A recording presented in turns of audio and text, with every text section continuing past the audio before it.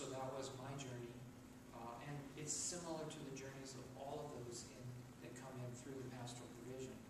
Now, there's a couple of things that are not really obvious about us married priests, because often people, hear married priests and forget everything else about what you might be as a priest or what might be involved. But there are some limitations on us married priests in the Catholic Church. One is we're not allowed to be pastors of parishes. We can be associate pastors, and we can be seminary professors, and we can be chaplains in hospitals. But we can't have the role or the position of being a pastor. In this archdiocese, there are 4 pastoral provision priests. 3 of them are married. So we have 3 married priests in this diocese right now.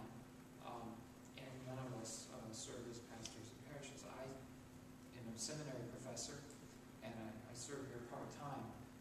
St. Mark's very kindly gives me this title, part-time associate, weekend associate pastor, I think it's called, which is just an honorary thing. I'm not really a pastor. I don't canonically have the title of pastor. And there are some of the faculties of a pastor that I don't have and that I don't anticipate having.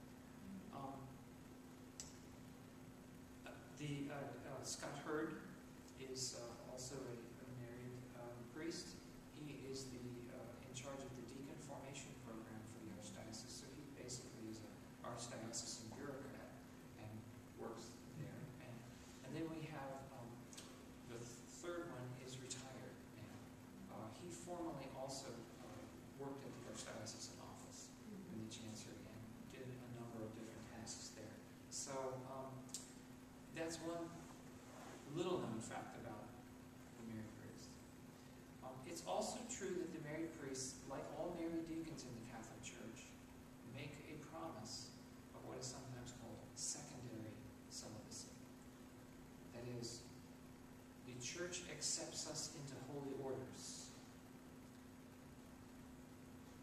understanding that we are already married, and in my case, with a canonical exception from the rule of celibacy.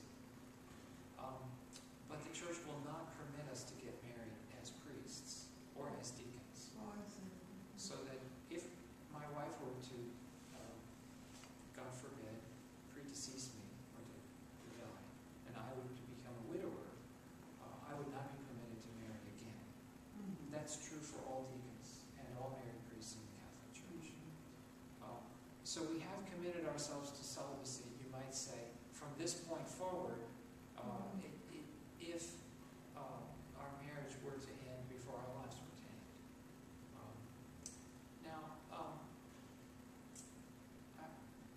There's not time to go into a whole lot of things more about this. I just want to make 2 more points.